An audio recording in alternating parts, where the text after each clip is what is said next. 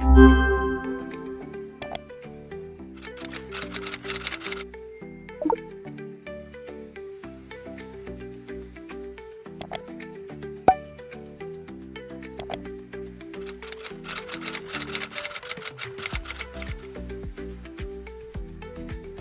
video lesson na ito tatalakayin natin ang mga paksa sa ikalawang markahan sa Araling Panlipunan Siyam Economics.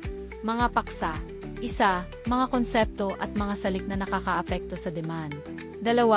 Konsepto at mga salik ng supply. 3. Interaksyon ng demand at supply. 4. Ang pamilihan at ang iba't ibang istruktura. 5. Ugnayan ng pamilihan at pamahalaan. Makinig sa introduksyon ng bawat paksa. Mga konsepto at salik na nakakaapekto sa demand. Ano nga bang ibig sabihin ng demand? Ito ay ang dami ng produkto o serbisyo na nais at kayang bilhin ng mga mamimili sa isang takdang presyo.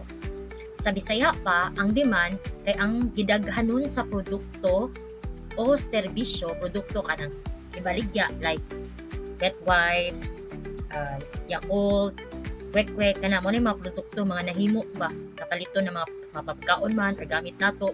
While ang serbisyo, kanang mga butang like car wash, magpa-car wash ka. So, di ba, kailangan nimo ang serbisyo sa car wash para mahinlo imong sakyanan. So, kailangan nimo magbayad para ma-car wash imong sakyanan. Another one, kanang serbisyo sa pag-massage, di ba? Kanang makita nato sa park na naga-massage dira. So, before or after ka magpa-massage, kailangan jud nimo bayaran ilang serbisyo. Kay gihilot man kanila, so kailangan bayaran nimo ang ilang paghilot sa imuha. So, ingon padre, ang dami ng produkto o serbisyo na nais o gusto ug kaya paliton sa mga mamalitay sa usa ka gihatag nga presyo o gitakda na presyo na. Una na ang presyo ha, so pasabot dili na nimo mo usab ang presyo kay mao naman nagbutang na presyo dira sa katong namaligyaan or tindera. Mao na demand. Karon, na mga salik nga makaapekto sa demand. Ito yung presyo ng produkto, kita ng mamimili, panlasa, presyo ng kaugnay na produkto, inaasahang presyo sa hinarap. O presyo sa produkto, kabalo naman dito. So, maapektuhan ang demand sa isang katao kung na ay changes or kalahian sa presyo sa produkto o serbisyo. Sunod na salik or factor na nung maapektuhan ang demand sa tao, ang kita sa mamalitay or ang salary ba. Ang sweldo sa imong mama, nga nilang 500 lang per day. So, kung 500 lang per day, dapat ang nga paliton ko, dili ko mula pa sa 500, kaya mura man na iyang sweldo sa isa ka adlaw. Next is panlasa o hilig. Kabalo man jud tanan na lahi-lahi ta og panlasa, lahi-lahi ta pag sige daw tilawid daw ni na ice cream. Ay ganahan ko lami siya, lami ang Selecta ice cream. Nya napoy mingon, ay dili mas lami jud ang Magnolia na ice cream. So lahi-lahi jud ang panlasa o hilig sa isa ka produkto or serbisyo. Like hilig nato na mukaon sa Jollibee, kaya naanad na ta na mukaon sa Jollibee. Pero ang isa nimo ka friend kay hilig pud siya na mukaon sa McDo, kay mas ganahan siya sa serbisyo sa McDo kaysa sa serbisyo sa Jollibee. Kay sa McDo libre lang ang gravy nila dito. So dili na ka moadto sa counter para mga gravy, pero sa Jollibee kailangan pa ka magbinaga dito nang sa katong service crew para tagaan ka og gravy na pod. So ingana isa pod kasalik ang presyo ng kaugnay na produkto o sa Bisaya pa presyo sa laing produkto nga may kalabutan. So halimbawa, gusto ka og pan or loaf bread na with cheese. Karon kay nagmahal man ang Eden cheese or unsa pa na brand sa cheese. So ikaw na nagtipid or imong pamilya nagtipid, dili na lang magpalit og cheese kay mahal man ang cheese. So ang buhaton is kuan na lang, instead na cheese, peanut butter na lang na katong tag 100 sa bake shop. Or wala na lang joy palaman para makatipid yun. Next is naasahang presyo sa hinaharap o sa Bisaya pa gilauman nga presyo sa umaabot. So maapektuhan pod ang demand sa tao kung mag-change ang presyo in the future. So for example, naibalita na next week magmahal ang litro sa gas. So ikaw na ang inyong business kay trucking. So ang truck ninyo kailangan na dunay gas no kay para maguragan. Nya kabalo man ang imong papa na mahal na ang gas in the next week. So, since ang demand ninyo kay gas, kung wise ka na mamimili, magpagas na lang gudaan, daghano na lang ninyo palit og litro sa gas kay para makatipid mo kay next week nag-expect naman mo na magmahal ang gas kay mao man ang nasa balita. So another example kay sa Pilipinas, musaka ang demand sa bugas matag pista or Pasko tungod kay daghan og tradisyonal nga pagkaon nga nanginahanglan og bugas. Konsepto at mga salik ng supply. Ano nga ba ang ibig sabihin ng supply? Ang supply ay ang dami ng produkto o serbisyo na handang ipagbili ng mga producer sa iba't ibang presyo. Sa Bisaya pa, ang supply ang gidaghanon sa produkto o serbisyo nga andam o gustong ibaligya sa mga producer sa lain-laing presyo. Producer katong mga tao na sila mismo ang nagbuhat sa produkto. Mga salik na nakakaapekto sa supply. Ito yung presyo ng input, presyo sa input o sa materyales, teknolohiya, ang technology, bilang ng producer or kadaghanon sa mga producer, inaasahang presyo o gilauman nga presyo sa umaabot, at regulasyon ng gobyerno o regulasyon o balaod sa gobyerno or pamahalaan natin. Halimbawa, ang pagtaas ng presyo ng gasolina ay nagpapataas ng gastos sa produksyon ng mga magsasaka sa Pilipinas, kaya bumababa ang supply ng gulay. So pananglitan no, kung musaka daw ang presyo sa gasolina, musaka usab ang gasto sa produksyon sa mga mag-uuma sa Pilipinas. So busa, muubos ang supply sa mga gulay or sa Bisaya pa utan. So kanina mga factors or salik na kaapekto sa supply, no, sa materyales, kung nagmahal ang presyo sa materyales, gamay na lang pud ang materyales o mga ginahimo ba example, kwek-kwek. So ang kinahanglan para na kwek-kwek na medyo ito kung mahal ang presyo sa itlog, mumahal sad ang kwek-kwek, di ba? So ana. Next is teknolohiya, kanang mga ginagamit mga machine o sa panang mga technology na ginagamit para mabuhat to na produkto. Next is ang kadaghanon sa mga producer. So maapektuhan sad ang supply kung daghan kaayo ang magbuhat ato na produkto. O ang katong gilauman nga presyo sa umaabot. So makaapekto jud ang presyo sa in the future, ang makaapekto ang supply sa isa ka produkto depende sa presyo sa umaabot. So naiuba na, hala, ang mahal day ang presyo sa ing-ani na produkto. So naiuba na dili sa mag-supply og ing-ani kay basig wala kay mamalit ba kung mahal ana. Then depende pod siya sa balaod sa gobyerno. Kung bitan bawal mag-supply og ing-ani na produkto or bawal hatag sa ing-ani na serbisyo. So makaapektuhan jud ang supply sa produkto ug serbisyo kung naay mga regulasyon or ang gobyerno na mismo ang magbawal o magpa-stop sa na produksyon. Dumako naman tayo sa interaksyon ng demand at supply. Ang presyo at dami ng produkto ay nabubuo sa pamilihan sa pamamagitan ng interaksyon ng demand at supply. Pasabot ani, ang presyo ug ang gidaghanon sa produkto maporma sa merkado o sa palengke pinaagi sa interaksyon o padagtagbo sa demand ug supply sa mga consumer or kita na mga mamalitay. Next, naatay ginatawag na equilibrium price. Unsa may pasabot sa equilibrium price? Ito yung presyo kung saan pantay ang dami ng demand at supply. O mao kini ang presyo di nagkatakdo o nagkapareho ang gidaghanon sa demand ug supply. So naay balance ba between sa demand ug supply, demand sa mga mamalitay ug supply sa producer. So balance lang ang kadaghanon. So halimbawa ani, sa panahon ng tag-ulan, bumababa ang supply ng prutas, kaya tumataas ang presyo. Ngunit bumababa rin ang demand dahil sa mas kaunting mamimili. O sa Bisaya pa, pananglitan daw sa panahon sa ting-ulan, muubos ang supply sa mga prutas tungod kay lisod ang produksyon. Busa, musaka ang presyo. Apan, tungod kay gamay ra ang mga mamalitay, muubos sab ang demand. Sunod naman nating talakayin ang pamilihan at iba't ibang istruktura nito. Alam ko na alam mo ang pamilihan o sa Bisaya pa kay palengke o natawag po siyang merkado. Kabalo ba ka na ang pamilihan kay nay na ay lahi-lahi na istruktura o iba't ibang istruktura. Istruktura ng pamilihan, ito yung paraan ng pag-aayos ng mga kalahok sa pamilihan batay sa bilang ng nagbebenta at uri ng produkto. Sa Bisaya pa, ang istruktura sa pamilihan mao ang paagi sa paghanay sa mga kalahok sa merkado base sa gidaghanon sa namaligya ug ang klase sa produkto o serbisyo na ilang gibaligya. So merong mga uri ng or iba't ibang uri ng istruktura.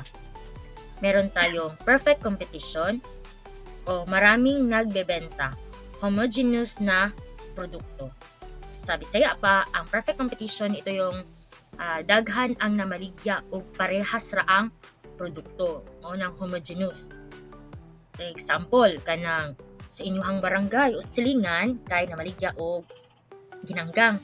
Tapos imong ante namaligya og ginanggang. Nga dito pud sa unahan na apoy namaligya og ginanggang. So daghan kay namaligya og ginanggang ba. Pero parehas lang ilang produkto, parehas lang ilahang ginabaligya. So mao na ang perfect competition. Next is monopoly. Ito yung isa lang ang nagbebenta. So usara ang namaligya ug siya ra ang kontrolado sa produkto o serbisyo. Muna ginatawag na monopoly. Example sa inyong barangay, isa lang jud ang namaligya og gasoline. Example, Shell ra jud or kaya sa inyong bukid, isa ra jud ang 7-Eleven. Wala na jud siya kalaban sa pikas barangay or example sa municipality sa Laak. Kung nakaadto kag Laak, isa ra jud na ilang 7-Eleven. So kana siya na klase sa pamilihan, monopoly na siya kay siya ra man ang namaligyaan na. So next is oligopoly. Oligopoly or merong ilang nagbebenta. Sa Bisaya pa, ang oligopoly ay pipila lang ang namaligya apan dako ang ilang gahom sa merkado. Gamay lang daw ang namaligyaan ng mga produkto ba pero daghan ang mupalit. So it means kanang kusog ang ilahang kusog gihapon ang ilang produkto or serbisyo na gidahatag. Nagihapoy nagapalit ato ng mga serbisyo o produkto bisan pa og gamay lang ang namaligyan na. Next is monopolistic competition. Ito yung maraming nagbebenta magkakaibang produkto naman. Monopolistic competition sa Bisaya pa, daghan ang namaligya daw apan nagkalahi-lahi ang mga produkto nga ilang gibaligya. So sa inyong sa atong city, daghan man jud namaligya diri no kung makuha ninyo class karang daghan ni boom jud ang economy sa Panabo City bakit daghan kaayog cafe, di ba? Daghan kay restaurant, daghan na kaayog mga buffet or mga sanggip, mga di ba? Daghan kitag kapilian pod. Ug daghan pud tag kapili tunan mag-grocery ta, daghan pud tag mag-groceryhan pwede sa Gmall, sa NCCC, department store, sa warehouse, sa Lots for Less, o katong sa mabuhay dapit gud sa adlaon o kato. So ginatawag silang monopolistic competition. Daghan kay sila og daghan kay namaligya og mga pang-grocery items pero lahi-lahi ang ilang produkto nga gibaligya. No? For example, dira sa Gmall. Ang Gmall kay di ba halos kompleto man siya. Grocery siya na naay mga goods, di ba, na mga sanina, na mga gulaan. Pero kung ato kasi NCCC department, groceryhan gyapon siya pero more on pagkaon ilang ginabaligya og mga tambal ingana ilang mga baligya. Wala sila nagabaligya og kanang mga sanina, mga dulaan or gamit sa pang baby na mga toys or kaya mga sports equipment So halimbawa nito is halimbawa sa Pilipinas, ang Meralco bilang monopoly sa kuryente. Sari-saring tindahan sa palengke bilang monopolistic competition. So ang monopoly pananglantian sa Pilipinas no, makita jud nato ang Meralco kay diba sa more on sa Luzon part, Meralco jud ang nagahatag sa ilaha og kuryente. Wala nilain sa ilaha jud ang mga tao sa Luzon part dito jud sila sa Meralco moadto kay wala may laing namaligya og kuryente sa ilaha, like unlike diri sa Mindanao na atay Nordeco sa Tagon, tapos diri sa atua sa Davao ug sa Panabo kay Davao Light. Mao na ginatawag na dili ta monopoly diri kay naaman tay kapilian daghan man og namaligya og kuryente. Sa monopolistic competition naman, ang mga sari-sari store sa palengke nga daghan kaayo og pero nagdalain-lain ilang produkto. Diba kung ato kag palengke daghan jud kay namaligya dira no, daghan jud kay mga sari-sari store maglibog na lang kaasa ka mo palit. Pero bisan og daghan kay namaligya dira, naay isa ka sari-sari store na namaligya nga naay produkto sa iyaha na dili mapalit sa laing sari-sari store. So, ingana ang monopolistic competition. At ang huling paksang tatalakayin sa ikalawang markahan sa economics ay ang ugnayan ng pamilihan at pamalaan.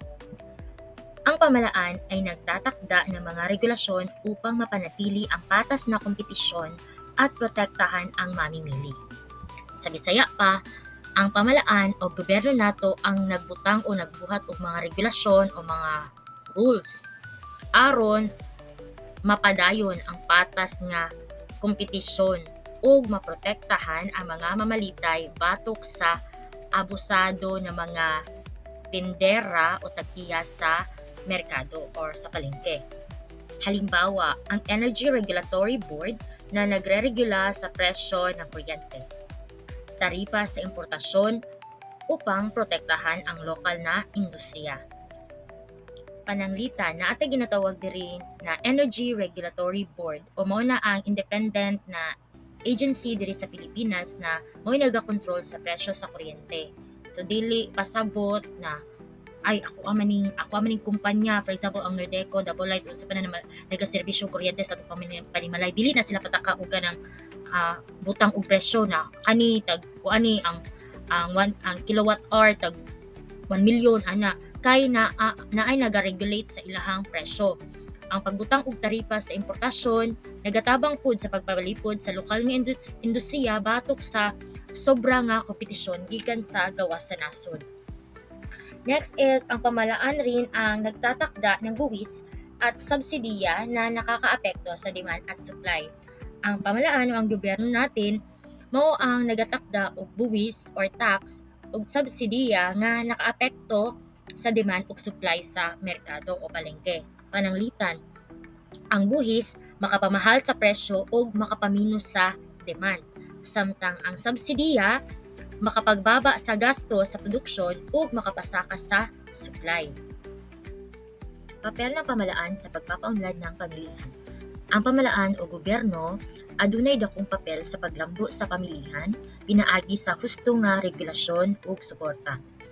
Pagpapatupad ng mga batas laban sa monopolyo at kartel upang maiwasan ang pang-aabuso sa presyo. Ito yung isa sa mga gagawin ng pamalaan o papel ng pamalaan para mapaunlad ang pamilihan.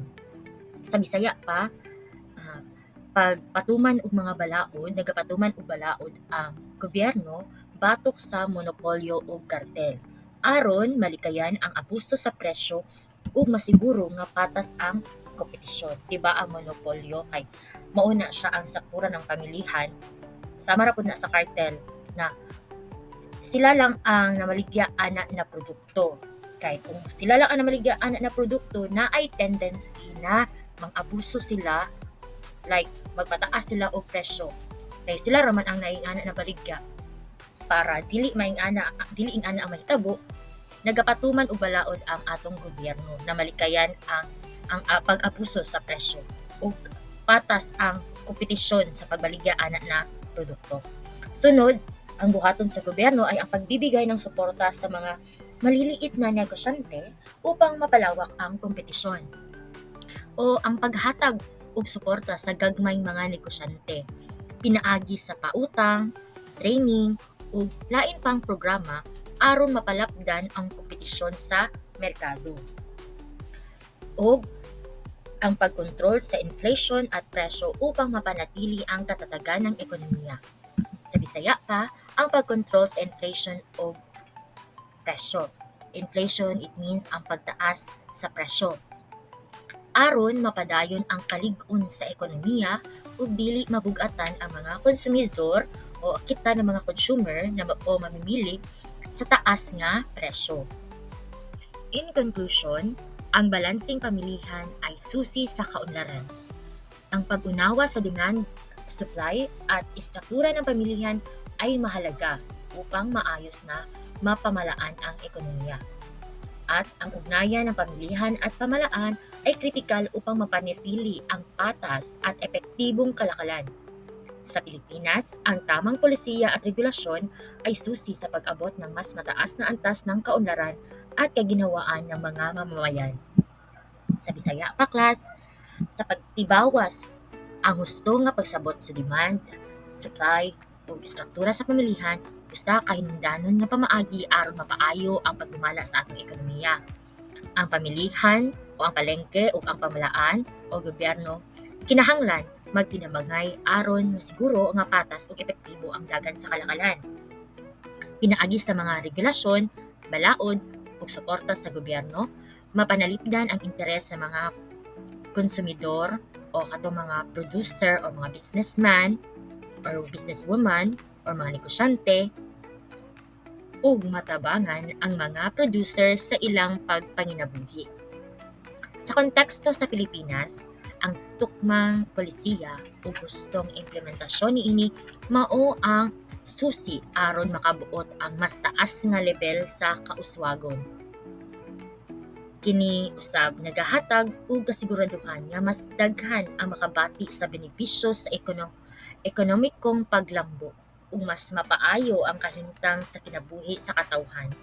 Busa, ang balansing pamilihan dili lamang usa ka konsepto, apan usa ka kinahanglanon alang sa tinuod nga kalambuan ug kahapsay sa nasod nato na Pilipinas. Sa pagtapos sa atong leksyon karon, hinaot nga daghan kamo nakutlo nga kaalaman nga magamit ninyo sa inyong pagtuon ug sa adlaw-adlaw nga kinabuhi. Palihog ayaw kalimot sa pag-like, pag-subscribe ug pag-share aron mas daghan pa ang makabenepisyo sa mga sasamang leksyon. Mahimo usab kamo maglilin og inyong mga pangutana o reaksyon sa comment section. Daghang salamat sa inyong panahon ug partisipasyon ug magkita ta usab sa sunod nga leksyon. Padayon sa pagtuon ug amping kanunay!